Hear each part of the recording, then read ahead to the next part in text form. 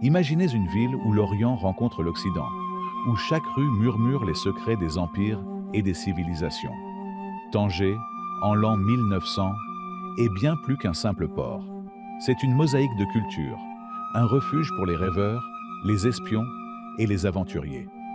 Sous le soleil éclatant du détroit de Gibraltar, cette ville légendaire dévoile un monde de contrastes, où la tradition berbère danse avec l'élégance européenne, et où chaque coin de Médina recèle une histoire fascinante. Bienvenue à Tanger, la perle mystérieuse du début du XXe siècle.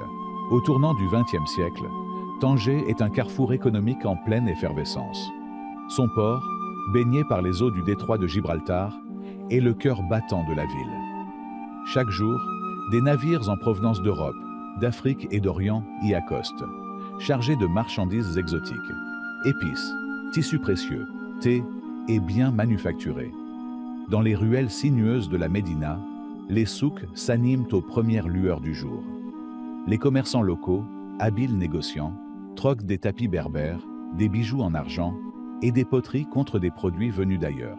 Les langues se mêlent, arabe, espagnol, français et même anglais, reflétant le multiculturalisme économique de la ville. Tanger est aussi un point de rencontre pour les grandes puissances. Les banques étrangères s'installent, facilitant les transactions commerciales internationales.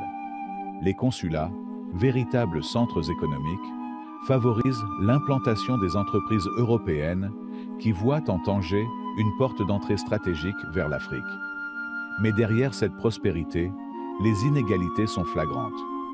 Tandis que les marchands prospèrent, les ouvriers du port et les artisans des souks peinent à joindre les deux bouts. La ville devient un microcosme des tensions sociales et économiques du début du siècle, un théâtre où se joue l'équilibre fragile entre modernité et tradition. C'est dans ce bouillonnement économique que Tanger forge sa réputation, celle d'une ville-monde, un joyau convoité par les empires et un havre pour les marchands en quête de fortune. Au début du XXe siècle, Tanger est bien plus qu'une simple ville portuaire. Elle est le théâtre d'une lutte silencieuse entre grandes puissances. Les rues de la Médina vibrent d'un mélange de langues et de cultures, français, espagnol, anglais et arabe. Ici, dans l'ombre des murailles ancestrales, diplomates et marchands tissent des alliances secrètes. Déjà, Tanger se prépare à devenir une ville internationale, convoitée par le monde entier. 1906. À des centaines de kilomètres de Tanger, à Algésiras, des hommes en costume se penchent sur des cartes du Maroc. Leur enjeu, la domination d'une région stratégique. Mais derrière ces discussions feutrées se cache une vérité. Tanger, joyau du détroit, est au centre de toutes les convoitises. Ici, la diplomatie se mêle aux tensions, et l'avenir d'une ville entière se joue sur une table de négociation.